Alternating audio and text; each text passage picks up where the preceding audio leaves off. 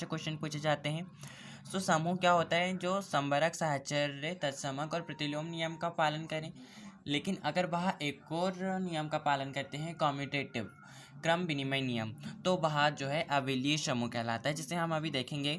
सो अभी हम देख रहे हैं फर्स्टली कि जहाँ एन मोनाइड का हम एग्जाम्पल दे रहे हैं। तो फर्स्ट हम एक क्वेश्चन ले रहे हैं, यदि एन जो है प्राकृत संख्याओं का समुच्चय है तो दर्शाइए कि संक्रिया गुणन, जैसे कि हमने ऑपरेशन देखा था, GO आपने देखा था, उसी प्रकार यहाँ पे गुणन ऑपरेशन लिया है। योगात्मक ऑपरेशन भी होता है, तो यहाँ पे गुणन ऑपरेशन लिया है। गुणन के सापेक्ष एन जो है, जो कि प्राकृत संख्या है, एक मॉडेम बनाता है, एक मोनाइड समूह बनाता है। सॉरी गाइस, मोनाइड समूह बनाता है। सो मोनाइड क्या होते हैं? जो वह ग्रुप या समुच्चय जो संबरक अभिग्रहित, सहचर्य विग्रहित और तत्समक अभिग्रहित को फॉलो करता है, वह मोनाइड कहलाते हैं। सो संबरक अभिग्रहित कैसे हम मानते हैं, कैसे संतुष्ट होता है? अगर हम माने जो हमारा एन प्राकृत संख्याओं का समुच्चय है। सो हमें क्वेश्चन में बोला गया है कि एन प्राकृत संख्याओं का समुच्चय को मोनाइड ग्रुप सिद्ध कीजिए। तो हम यहाँ पे मान लेंगे कि जो हमारा समुच्चय एन है, जिसमें प्राकृत संख्याएं हैं ABC, हम इनके स्थान पे ले सकते हैं। हम 1 2 3 नहीं ले सकते, प्राकृत संख्या है, हम सिर्फ इन्हें व्यक्त करते हैं गाइस। हमें ABC ही लेना होता है, अचर ही लेना होता है। सो हम यहाँ मान लेंगे कि जो ABCD जो हैं वह प्राकृत संख्याओं के समुच्चय हैं, प्राकृत संख्याओं को व्यक्त कर रहे हैं। सो अगर हम देखते हैं संक्रिय गुणन के सापेक्ष बोला है, तो अगर हम मानते हैं संबरक नियम, हम देख रहे हैं यहाँ पे संबरक नियम,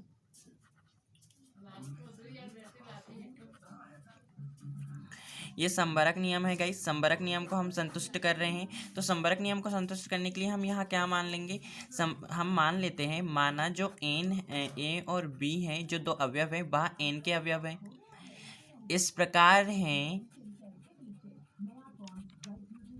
कि ये इस प्रकार हैं कि गाइस, जब आप इसमें संक्रिया लगाते हैं, संक्रिया गुणन के सापेक्ष, आप यहाँ लिखिए, इस प्रकार है कि संक्रिया गुणन के सापेक्ष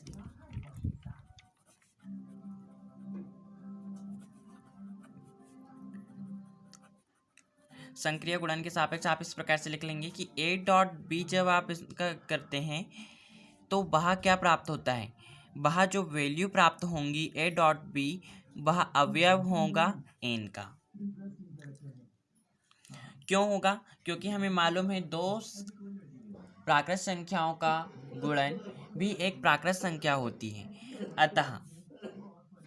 अतः जो संबरक नियम है हमारा, वह संतुष्ट हो जाता है। अतः संबरक नियम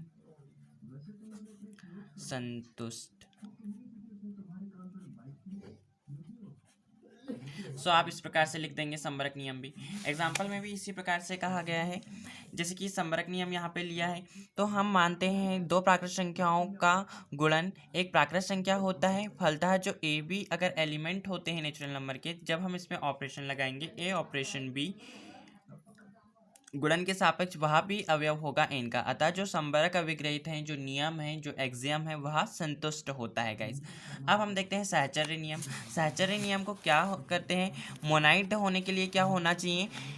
एक तो उसमें संबरक नियम संतुष्ट होना चाहिए, सहचर्य नियम संतुष्ट होना चाहिए और तत्समक नियम जो है संतुष्ट होना चाहिए। तो हमारा संबरक नियम संतुष्ट है। अब हम देख रहे हैं क्या? सहचर्य नियम। सहचर्य नियम के लिए क्या करना होता है? सहचर्य नियम के लिए हम 3 एलिमेंट मानते हैं। माना जो ABC जो हैं एलिमेंट हैं n के, जो 3 एलिमेंट हैं, इस प्रकार हैं कि इस प्रकार आप यहाँ पे लिख लेंगे, इस प्रकार है कि जो संक्रिया गुणन के सापेक्ष क्या होता है? अब आपको मालूम होगा सहचर्य नियम में क्या होता है। हम 3 एलिमेंट लेते हैं तो B इंटू C पहले हम कर ले, बाद में हम उन दोनों के मल्टीप्लिकेशन का जो हमको डिजिट प्राप्त होगी उसमें हम एक को बाद में मल्टीप्लाई करेंगे। इसकी जो वैल्यू है वह इक्वल होगी। अगर हम A और B को पहले मल्टीप्लाई कर दें और बाद में जो वैल्यू प्राप्त हो उसमें C का मल्टीप्लाई करें, तो यह जो होगा वह इक्वल होगी। अगर यह इक्वल है, अगर हम यहाँ पे नेचुरल नंबर के लिए देखें तो यह संतुष्ट होगा, दोनों वैल्यू बराबर होगी। मैं यहाँ सिर्फ एग्जांपल के लिए आपको बता रहा हूँ, 1 2 3 अगर हम यहाँ पे लें तो 1 × 2 2 हो जाएगा और 2 × 3 6 हो जाएगा। इसी प्रकार अगर आप पहले 2 और 3 का मल्टीप्लाई कर दें 6 हो जाएगा, और फिर बाद में 1 का मल्टीप्लाई करें तो 6 = 6 ही आएगा। मतलब इनकी जो वैल्यू है वह इक्वल ही होती है। अतः यहाँ पे क्या सहचर्य नियम संतुष्ट होता है। यहाँ पे आपको डिजिट नहीं लिखना है, सिर्फ ABC का ही यूज़ करना है, चर का ही यूज़ करना है।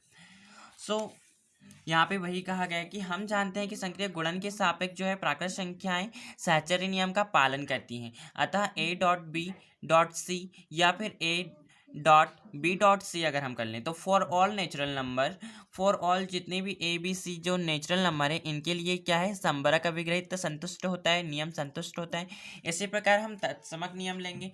तत्समक नियम क्या होता है, अगर हम मानते हैं कि माना जो A अवयव है n का, आप देखेंगे क्वेश्चन में n प्राकृत संख्या बोला गया है, तो n में क्या है ABC ऐसे प्राकृत संख्याएं जो हैं अवयव मौजूद हैं। अगर हम मानते हैं, माना तत्समक का नियम हम यहाँ पे देख रहे हैं,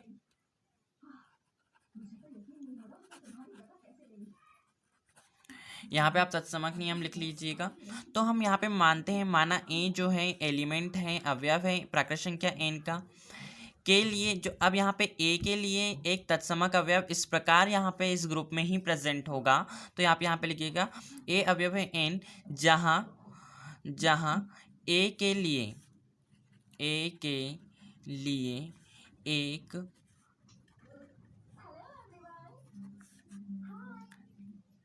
तत्समक अवयव E इस प्रकार होगा कि, और मैंने आपको प्रॉपर्टी बताया हुआ है कि जब भी गुणन संक्रिया आप लेंगे, गुणन संक्रिया जब लेंगे तो तत्समक अवयव आप 1 मानेंगे, और जब भी आप योगात्मक संक्रिया लेंगे तो आप तत्समक अवयव जो है वह 0 होता है। तो यह प्रॉपर्टी आप इसको याद रखिएगा। तो तत्समक अवयव यहाँ पे हम गुणन संक्रिया लिया है तो हम तत्समक अवयव ई लेंगे, इस प्रकार हो, और तत्समक अवयव ही प्राप्त हमें जो है स्वतः अवयव प्राप्त होता है।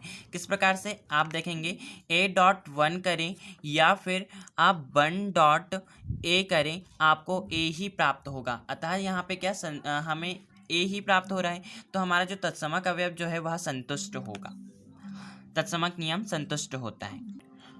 आप यहाँ पे देखेंगे तत्समक अभिग्रहित तत्समक नियम, अगर हम मानते हैं जो A है नेचुरल नंबर का एक अवयव है, तो इसके लिए जो एक तत्समक अवयव E = 1 इसकी वैल्यू हम लेते हैं गुणन संक्रिया के सापेक्ष। और अगर हम योग संक्रिया अगर हमारे क्वेश्चन में बोल देता गाइस, तो हम यहाँ पे 0 लेते। आप यहाँ ध्यान रखिएगा गुणन संक्रिया बोल रहा है या योग संक्रिया बोल रहा है। अब यहाँ पे गुणन संक्रिया बोला इसलिए हमने 1 वैल्यू ली हुई है, और इस प्रकार है कि जब आप इसमें ऑपरेशन लगाते हैं गुणन संक्रिया का, तो आपको A ही प्राप्त होगा, क्योंकि आप A × 1 करें या 1 × A करें आपको A प्राप्त होगा। अतः यहाँ पे जो एक क्या है, यहाँ पे आपको बताना होता है गुणात्मक तत्समक अवयव है। इस प्रकार ये गाइस नेचुरल नंबर जो है संबरक अभिग्रहित, साहचर्य अभिग्रहित और तत्समक अभिग्रहित को संतुष्ट करता है, और जो 3 प्रॉपर्टी को संतुष्ट करता है वह मोनाइड समूह कहलाता है। अतः हम बोल सकते हैं यहाँ पे, अब चूंकि बीजीय संरचना जो n डॉट है मोनाइड के समस्त प्रतिबंधों को संतुष्ट करता है, इसीलिए जो n डॉट जो है गुणन संक्रिया के सापेक्ष नेचुरल नंबर का जो समुच्चय है वह मोनाइड है। आई होप आपको ये समझ में आ गया होगा। अब हम नेक्स्ट क्वेश्चन लेते हैं।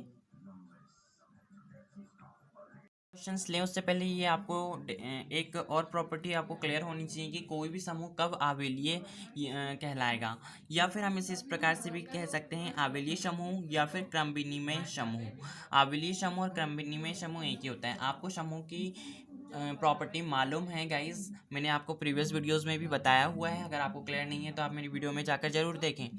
अगर वह उन चारों प्रॉपर्टी को संतुष्ट करता है, उसके बाद अगर वह क्रम विनिमय नियम को भी संतुष्ट करता है, तो वह जो समूह होता है, वह जो समुच्चय होता है, वह क्रम विनिमय समूह या आवेलीय समूह कहलाता है गाइस। अगर वह सिर्फ 2 प्रॉपर्टी को फॉलो करता है, संबरक नियम और सहचर्य नियम, तो वह सेमी ग्रुप कहलाता है। अगर वह 3 प्रॉपर्टी को फॉलो करता है, जो कि हमने अभी रिसेंटली देखा हुआ है, संबरक नियम, सहचर्य नियम और तत्समक नियम, तो वह मोनाइड कहलाता है। और अगर वह 5 प्रॉपर्टी को फॉलो करता है, संबरक नियम, सहचर्य नियम, तत्समक नियम, प्रतिलोम नियम और साथ ही साथ क्रम विनिमय नियम, तो वह अवलीय समूह कहलाता है। यहाँ पे आप परिभाषा इस प्रकार से देंगे इसकी, एक समूह जी ऑपरेशन, यहाँ पे ऑपरेशन यहाँ योग भी व्यक्त कर सकता है और गुणन भी व्यक्त कर सकता है। ओ को आवेली अथवा क्रम विनिमय कहा जाता है तब वह संक्रिया ओ क्रम विनिमय नियम का पालन करती हैं। अर्थात अगर आप ए ऑपरेशन बी करें या फिर बी ऑपरेशन नहीं करें, जो वैल्यू आएंगी वह इक्वल आएंगी फॉर ऑल ए बी जो अवयव होंगे, जिस समूह के वो अवयव होंगे। जैसे कि यहाँ पे जी जो है ग्रुप है, यहाँ पे प्राकृत संख्याओं का समुच्चय हो सकता है, वास्तविक संख्याओं का समुच्चय हो सकता है, पूर्णांकों का समुच्चय हो सकता है, भिन्नों का समुच्चय हो सकता है। तो हम प्रॉपर्टी लगाएंगे उसके अकॉर्डिंग, एलिमेंट के अकॉर्डिंग ये है, प्रॉपर्टी सेटिस्फाइड करेगा, जो हम क्वेश्चन सभी देखेंगे। इस प्रकार जो आवेलीय समूह के लिए जो होता है, अगर हम देखें यहाँ योग संक्रिया के सापेक्ष a प्लस बी अगर हम लगाएं तो b प्लस ए जो है उसके इक्वल होगी जो वैल्यू होगी। इसी प्रकार हम अगर गुणन संक्रिया में लगाएं तो a डॉट बी की जो वैल्यू है वह b डॉट ए की वैल्यू के इक्वल आएंगी। इस प्रकार से कि आप 1 इंटू बोल दीजिए या 2 इंटू 1 बोल दीजिए, वैल्यू तो इक्वल ही आएंगी 2। सो गाइस आई होप आपको अवलीय समूह क्या होता है यह समझ में आ गया होगा। अब हम क्वेश्चंस देखते हैं। सो फ्रेंड्स हम फर्स्ट क्वेश्चन ले रहे हैं, काफ़ी इंपॉर्टेंट क्वेश्चन है। देखिए, दिखाइए कि द्विचर संक्रिया, द्विआधारी संक्रिया जो एडिटिव बाइनरी ऑपरेशंस हैं के साथ सभी पूर्णांकों का जो समुच्चय होता है, धन अथवा ऋण एवं शून्य सहित का जो समुच्चय है, जो पूर्णांकों का समुच्चय है गाइस, हम उसे आई से रिप्रेजेंट करते हैं, इसलिए यहाँ पे क्वेश्चन में भी आई से ही रिप्रेजेंट किया है। अर्थात जो पूर्णांक आपको क्लियर होंगे वह इन्फिनिटी तक माइनस में भी जाते हैं और इन्फिनिटी तक वह प्लस में भी जाते हैं शून्य के साथ। तो यह होता है गाइस पूर्णांक।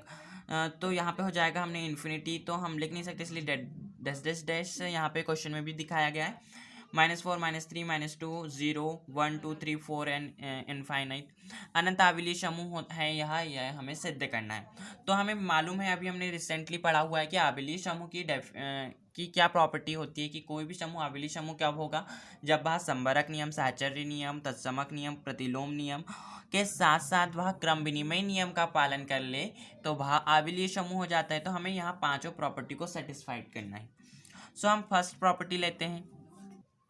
हमें पूर्णांकों का समुच्चय बताना है। तो पूर्णांकों का समुच्चय होता क्या है, पहले ये तो हमें मालूम होना चाहिए। इनफाइनाइट तक यहाँ माइनस में भी जाता है और प्लस में भी जाता है। तो जैसे आप करेंगे यहाँ पे +4 -3 -2 -1 0 1 2 3 4 ऐसा इनफाइनाइट तक ये जाएगा गाइस। तो यहाँ है हमारा पूर्णांकों का समुच्चय। अब हमें अवलीय समूह सिद्ध करना है, इसलिए अतः हम प्रॉपर्टी इसमें लगाएंगे, संबरक नियम लगाएंगे। सबसे पहले हम संबरक नियम क्या होता है, हम मान लेते हैं, माना पूर्णांकों के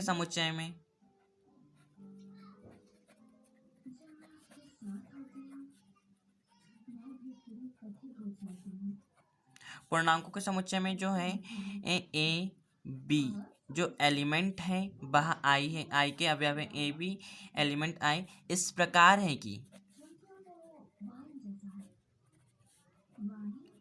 अब यहाँ पे संक्रिया योग के सापेक्ष हम देखेंगे, क्योंकि हमें क्वेश्चन में कहा गया है द्विआधारी संक्रिया, योज्य द्विआधारी संक्रिया, एडिटिव बाइनरी ऑपरेशन बोला गया है। अगर हमारा यहाँ पे मल्टीप्लिकेशन दिया होता है, गुणन संक्रिया दिया होता तो हम गुणन का यूज़ करते। इस प्रकार है कि जो a प्लस बी जब आप करते हैं वहाँ भी एलिमेंट आता है आई का ही एलिमेंट होगा। यहाँ पे सिर्फ मैं एग्जांपल के लिए बता रहा हूँ। अगर आप यहाँ पे -2 लेते हैं और अगर आप यहाँ पे +2 ले लेते हैं, अगर आप a की वैल्यू -2 मानते हैं और b की वैल्यू +2 मानते हैं, तो अगर आप इनका ऐड करते हैं तो 0 प्राप्त होता है। और 0 जो है पूर्णांकों का ही एक अवयव है। अगर हम पूर्णांकों के फॉर ऑल जो a b अवयव होंगे किसके, इंटीजर्स पूर्णांकों के, अगर पूर्णांकों के समुच्चय है तो यह संबरक नियम सेटिस्फाइड होता है, क्योंकि दो पूर्णांकों का योग भी एक पूर्णांक होता है। अतः यहाँ पे आप लिखिएगा, क्योंकि दो पूर्णांकों का योग पुनः एक पूर्णांक प्राप्त होता है, अतः संबरक नियम संतुष्ट होता है। इसी प्रकार आप साहचर्य नियम देखेंगे। साहचर्य नियम में क्या होता है, साहचर्य नियम में आप यहाँ पे देखेंगे, अगर हम माना जो ए बी सी, अगर हम 3 एलिमेंट लें जो कि अवयव हैं किसके, इंटीजर्स के, पूर्णांकों का समुच्चय के अवयव है, इस प्रकार है कि आप यहाँ पे लिखिएगा, इस प्रकार है कि जब आप ऑपरेशन लगाएंगे, यहाँ पे भी आपको गुण योग के सापेक्ष बोला है तो योग के सापेक्ष ही आपको ऑपरेशन लगाना पड़ेगा। पहले आप बी प्लस सी को ऐड कर दें, बाद में ए को ऐड करें, या फिर ए प्लस बी को पहले ऐड कर दें, बाद में सी को ऐड करें। ये जो वैल्यू हैं वह इक्वल होंगी। अतः साहचर्य नियम क्या होता है, संतुष्ट होता है।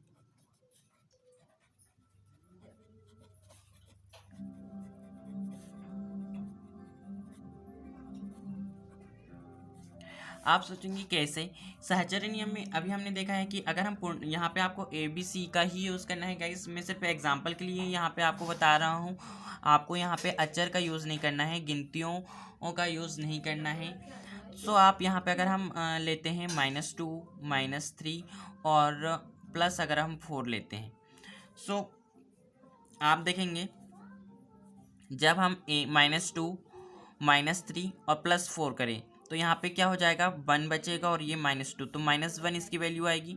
इसी प्रकार आप a प्लस बी पहले कर लें, a प्लस बी क्या हो जाएगा, पहले -5 हो जाएगा और फिर बाद में आप c को ऐड करेंगे, मतलब 4 को ऐड करेंगे, तो जब इसकी वैल्यू क्या प्राप्त होगी, -1 ही प्राप्त होगी। तो दोनों तरफ जो वैल्यू है क्या इक्वल आ रही हैं, -1 वैल्यू आ रही है। अगर आप ये मानते हैं तो a की वैल्यू -2 -3 b की वैल्यू और +4 सी की वैल्यू, तो -1 आपकी यहाँ पे वैल्यू आ रही है जो कि इंटीजर में ही प्रेजेंट है। -1 इंटीजर का ही एक अवयव है, पूर्णांकों का समुच्चय का ही एक अवयव है। सो हमारा जो साहचर्य नियम है वह संतुष्ट होता है। इसी प्रकार अब हम यहाँ पे देखेंगे तत्समक नियम। तत्समक नियम में क्या होता है, हम मान लेते हैं हमारा जो इंटीजर है, माना जो a है वह अवयव है i का, इंटीजर का एक कोई अवयव है a जो कि इंटीजर्स में प्रेजेंट है। इसका एक तत्समक अवयव इस प्रकार होगा, इसका एक तत्समक अवयव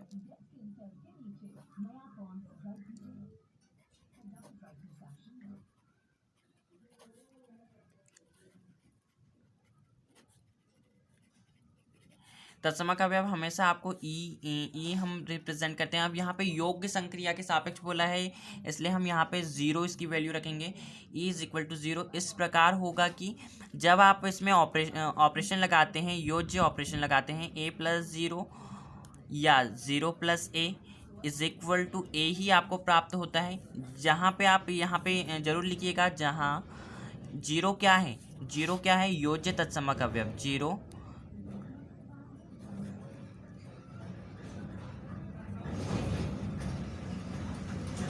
योज्य तत्समक। इस प्रकार हमारा क्या तत्समक नियम भी संतुष्ट हो जाएगा। वही यहाँ पे आपको बोला गया है, जैसे कि हमने यहाँ संबरक नियम देखा है जो मैंने अभी एक्सप्लेन किया है। हम जानते हैं कि दो पूर्णांकों का योग पुनः एक पूर्णांक प्राप्त होता है, संबरक नियम संतुष्ट होता है। a प्लस बी अगर आप करते हैं तो आपको पूर्णांकों के ही अवयव प्राप्त होते हैं। ठीक इसी प्रकार जो साहचर्य नियम आप देखेंगे तो आप संक्रिय योग के सापेक्ष संबरक नियम यहाँ पे संतुष्ट होता है, ये आपको लिखना है। साहचर्य नियम में आप देखेंगे, हम जानते हैं कि जो पूर्णांक जो है संक्रिय योग के सापेक्ष साहचर्य नियम का पालन करते हैं। किस प्रकार करते हैं मैंने अभी आपको एक्सप्लेन किया है। अतएव साहचर्य नियम क्या है, संतुष्ट होता है। अब हम यहाँ पे तत्समक नियम देखें कि अगर हम इंटीजर्स का कोई एलिमेंट a लेके बात कर रहे हैं यहाँ पे a, तो जहाँ पे इसका एक तत्समक अवयव 0 इस प्रकार होगा, क्योंकि यहाँ पे योज्य संक्रिया ले रहे हैं इसलिए यहाँ पे हम 0 एलिमेंट ले रहे हैं, 0 एक तत्समक अवयव ले रहे हैं। अगर यहाँ गुणन संक्रिया होती तो हम 1 लेते।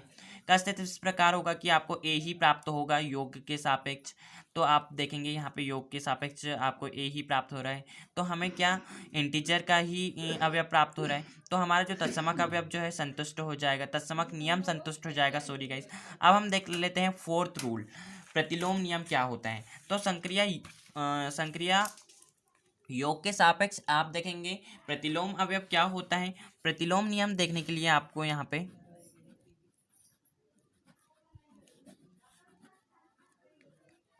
प्रतिलोम नियम में क्या होता है, अगर हम मानते हैं, माना इंटीजरों के समुच्चय का एक अवयव ले लेते हैं हम, माना जो ए अवयव है i का एक प्रतिलोम अवयव का एक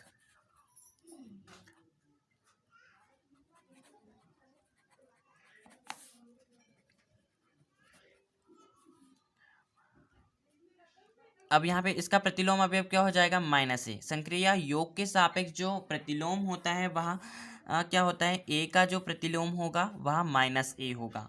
प्रतिलोम अवयव -a का अस्तित्व का इस प्रकार होगा कि, इसका अस्तित्व इस प्रकार होगा कि आप जब देखेंगे ना, जब आप इसमें ऑपरेशन लगाएंगे a प्लस, संक्रिय योग के सापेक्ष बोला इसलिए हम प्लस लगाएंगे -a, या फिर आप -a पहले करें या और फिर a ऐड करें, जो वैल्यू होंगी वह इक्वल होंगी और आपको जो वैल्यू प्राप्त होंगी क्या प्राप्त होगा, आइडेंटिटी एलिमेंट प्राप्त होगा। जब आप प्रतिलोम का अस्तित्व देखेंगे तो जब आप स्वतः जो अवयव है उसके प्रतिलोम से उसमें ऑपरेशन लगाते हैं तो आपको क्या प्राप्त होता है, आइडेंटिटी एलिमेंट प्राप्त होता है। तो संक्रिय योग के सापेक्ष आइडेंटिटी एलिमेंट क्या था, 0 था। आप देखेंगे यहाँ 0 प्राप्त होगा। a माइनस ए क्या हो जाएगा, शून्य ही तो होगा। a से एक घट जाएंगे, a से एक घट जाएंगे तो 0 बचेगा। सो यहाँ पे 0 क्या है, 0 यहाँ पे हमको योज्य तत्समक अवयव प्राप्त होता है।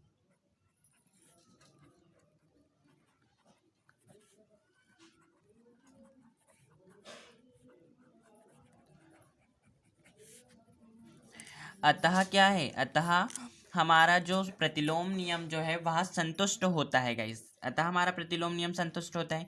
इसी प्रकार अब हमें क्या, ये समूह है यह तो सिद्ध हो गया, लेकिन हमें आवेलीय समूह सिद्ध करना था। तो एक और प्रॉपर्टी है क्रम विनिमय नियम को, अगर कोई क्रम विनिमय नियम, अगर यह क्रम विनिमय नियम को भी संतुष्ट कर देता है तो यह क्या है, आवेलीय समूह, क्रम विनिमय समूह कहलाता है। सो क्रम विनिमय समूह के लिए हम क्या मानते हैं, माना जो हमारा इंटीजर्स का समुच्चय है उसके 2 एलिमेंट हम ले लेते हैं, ए बी जो एलिमेंट है इंटीजर्स के एलिमेंट हैं। जब आप इस प्रकार हैं